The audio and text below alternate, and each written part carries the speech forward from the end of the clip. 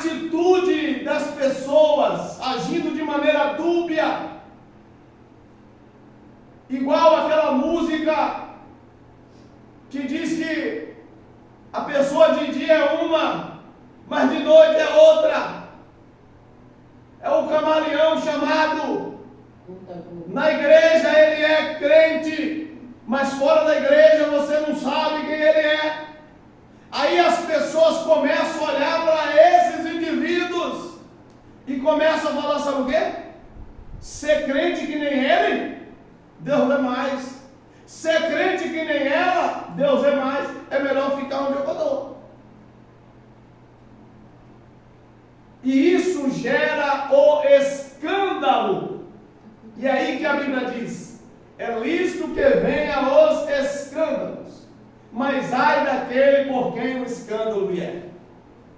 A igreja, ela foi chamada para ser sal da terra, para ser luz do mundo.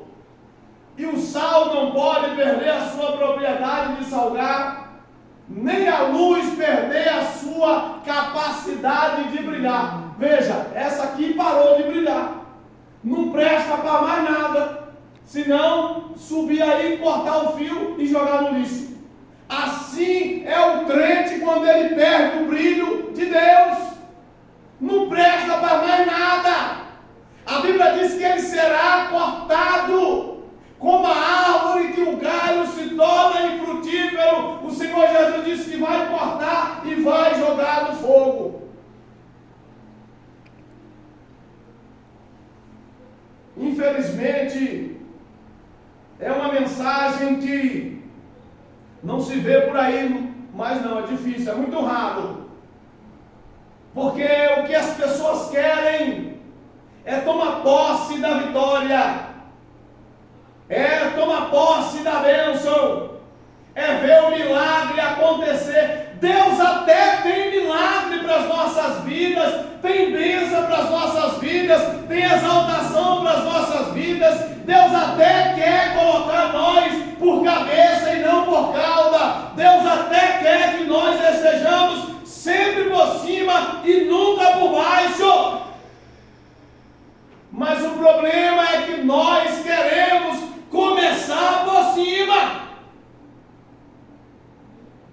E às vezes a gente usa aquela palavra que os humilhados eles serão exaltados. Mas essa palavra ela realmente não tem na Bíblia. Mas a gente cita como se tivesse. É igual Deus tarda, mas não falha, né? Não está na Bíblia também. Mas a Bíblia diz que ainda que alguns atenham a sua promessa por tardia, ele é longânimo para convosco, não querendo que ninguém se perca. Mas essa expressão ela não está na Bíblia. Mas sabe o que está na Bíblia? Que parece com isso que eu citei? Ele diz que aquele que a si mesmo se humilha, Deus o exalta. Veja que é diferente de você ser humilhado por alguém e você mesmo se humilhar. Você mesmo colocar a cara no pó, como disse o Senhor para Jeremias: põe a tua boca no pó, talvez. Eita assim Deus! Aleluia! É, Senhor, desse jeito, meu Deus não Deus. disse assim: Jeremias, põe a cara no pó, porque tem jeito. Ele disse: talvez tenha jeito se você se humilhar. Mas aí nós temos uma declaração bíblica.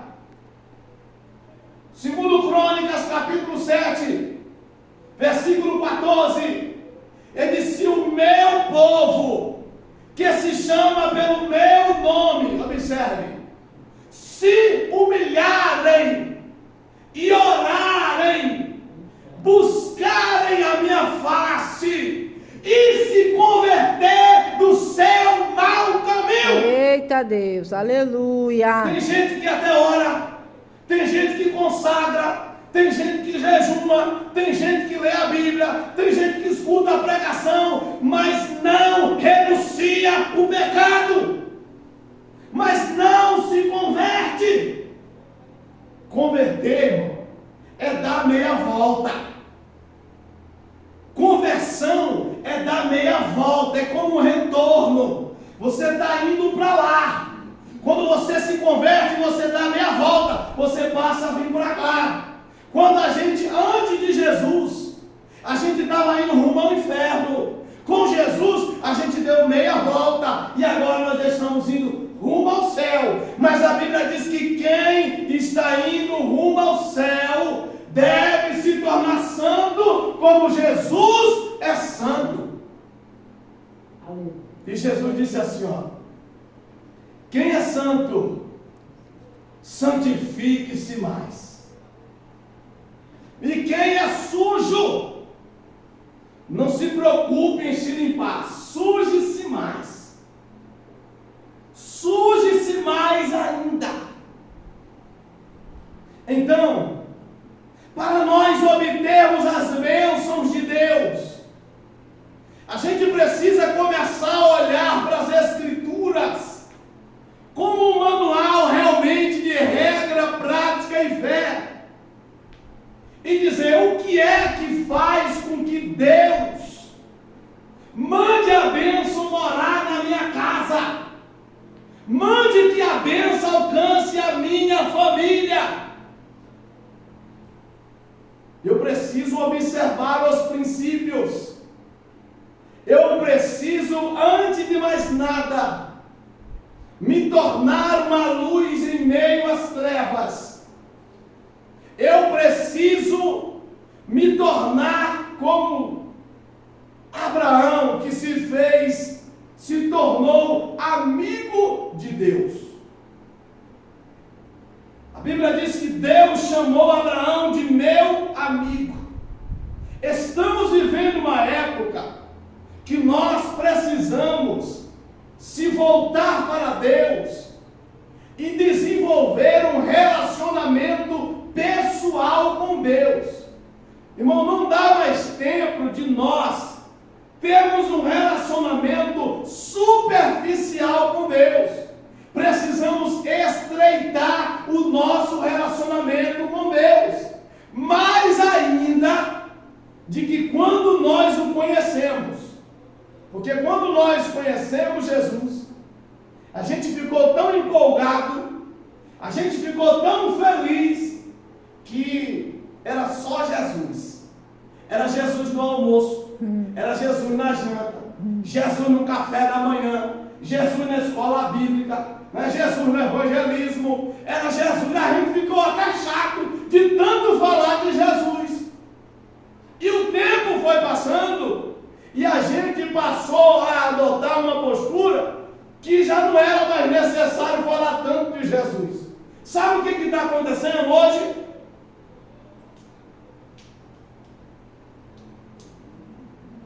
Já estão falando que nós não podemos mais falar de Jesus. Em algumas escolas você não pode mais usar a expressão Deus te abençoe.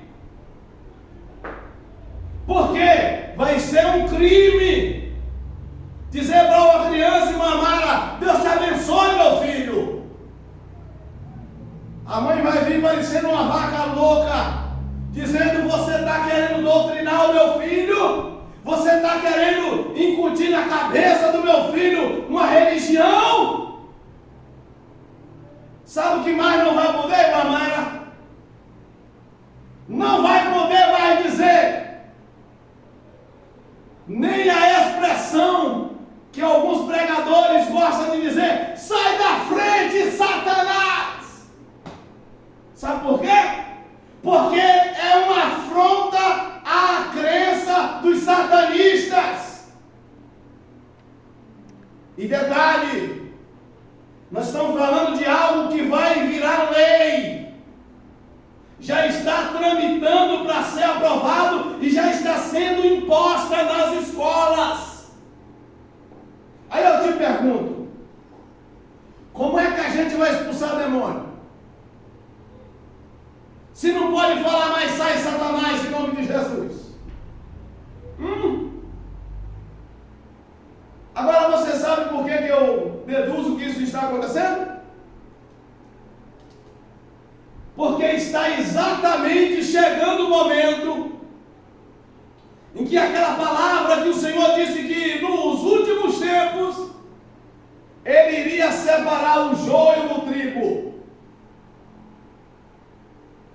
Quando a gente olha a trajetória dos apóstolos em Atos dos Apóstolos, a partir de Atos 2, em que eles estavam envolvidos no poder do Espírito Santo, a Bíblia diz que Pedro foi preso.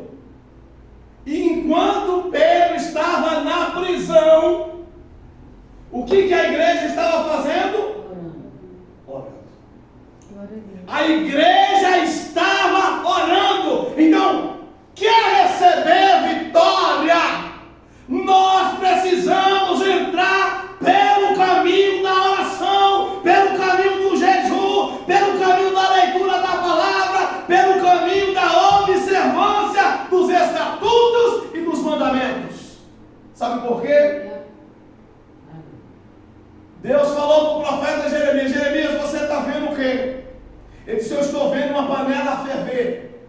E ele disse: de que lado? Ele disse: do lado do norte. Ele disse: é do norte que vem a guerra.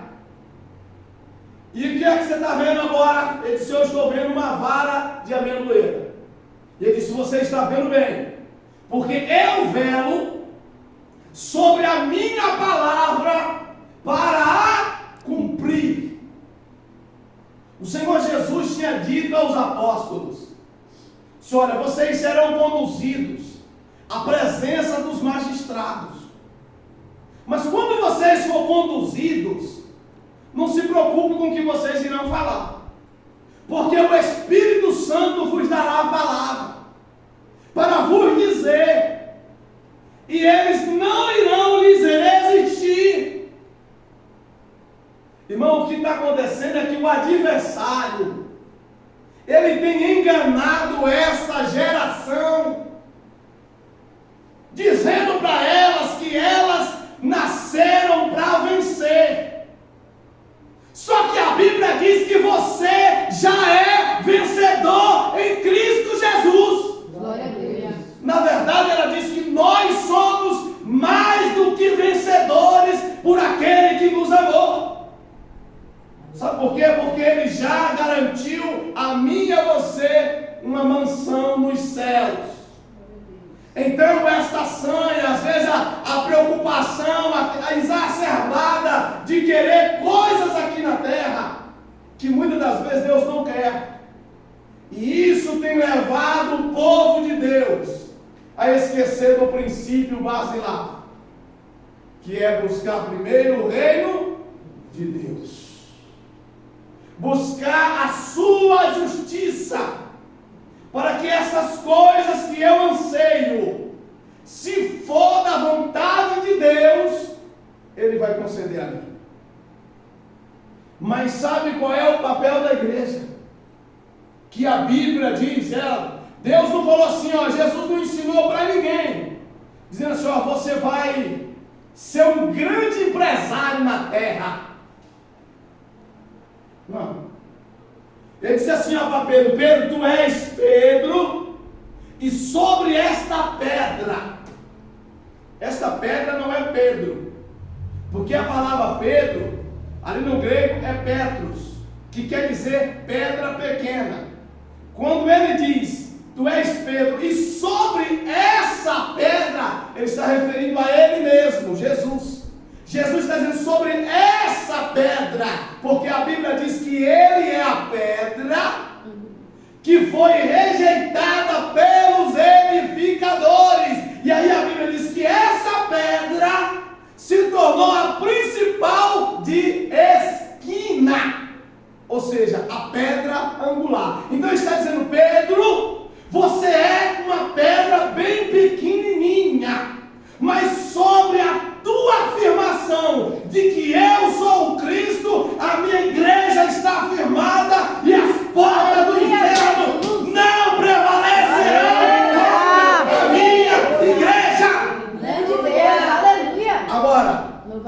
que está faltando? Está faltando